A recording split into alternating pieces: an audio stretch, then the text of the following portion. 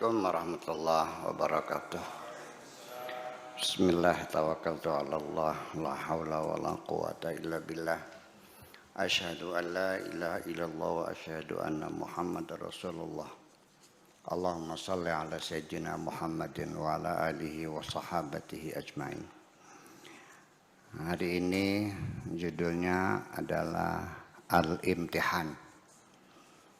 Imtihan ini dari asal kata mihnah atau al-mihan, artinya cobaan, ujian. Biasanya di madrasah, di pesantren, kalau akhir tahun itu ada upacara khusus namanya imtihan. Itu merayakan selesainya ujian biasanya, kenaikan kelas lah. Jadi imtihan itu adalah dalam rangka untuk kenaikan kelas. Jadi ketika kita diuji oleh Allah, itu maksudnya dalam rangka kenaikan pangkat. Kita golongan 2A, mau 2B, ya diuji dulu. Iya. Apa saja dari kelas 1 ke kelas 2, ya diuji dulu. Dan setiap saat kita diuji, itu namanya imtihan. Imam Nafri mengatakan, yang mengarang kitab ini, bahwa jasad itu hakikat yang fana, sengaja dicipta untuk menguji roh. Jasad dicipta sengaja untuk menguji roh. Adapun sifat kemanusiaan termasuk di dalamnya berupa syahwat, nafsu birahi, keinginan,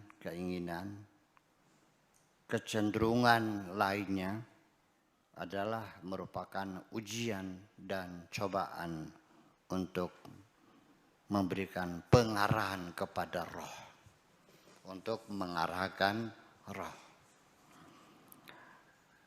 Aslinya sifat manusia itu tidak ada. Aslinya sifat manusia itu tidak ada. Semata hanya godaan untuk menguji roh supaya dapat diketahui levelnya, supaya dapat dipastikan kelayakannya, supaya dapat diketahui kemampuannya. Apakah roh itu memahami relasinya dengan Tuhan, hubungannya dengan Tuhan, menghadap kepadanya dengan segala cinta dan kerinduannya, atau hanya menuruti saja, diseret jasad, memenuhi tuntutan syahwat. Disinilah letak ujian. Tuhan berbicara kepada hambanya. Sengaja kutampilkan syahwat untuk menjadi tirai dan hijab atas dirimu, untuk menguji kesungguhanmu. Andaikan engkau dapat melihat dirimu seperti engkau melihat langit dan bumi, tentu engkau dapat melihat yang mempersaksikan kepadamu, yaitu engkau sendiri yang tidak punya syahwat dan tidak punya keinginan. Engkau sendiri adalah tidak punya syahwat dan tidak punya keinginan. Dalam rangka untuk mengujimu, maka ku coba dirimu dengan syahwat, membuat dirimu tidak stabil dalam keputusasaanmu, dalam keputusanmu. Dan engkau tidak menetap pada posisimu sifat kemanusiaanmu itulah yang menyebabkan engkau punya kecenderungan, hawa nafsu, dan keinginan. Akan tetapi engkau sejatinya tidak punya kecenderungan, keinginan, dan hawa nafsu. Engkau sejatinya adalah seperti itu. Jika engkau berada di belakang tabir syahwat dan di belakang hijab sifat kemanusiaan, adalah sebagai roh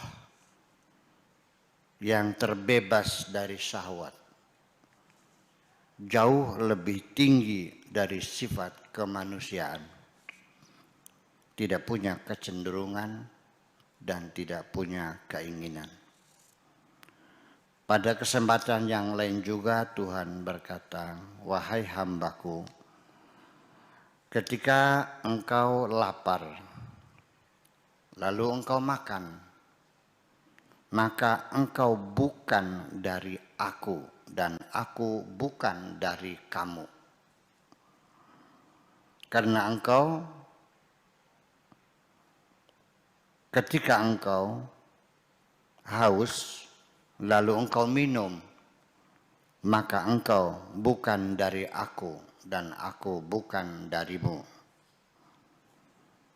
Makna yang dimaksud adalah seorang hamba memberikan perlawanan keras terhadap tabiatnya sendiri, yaitu sebuah bukti seorang hamba mengenali dirinya dan mengerti tentang kehormatan relasinya sebagai roh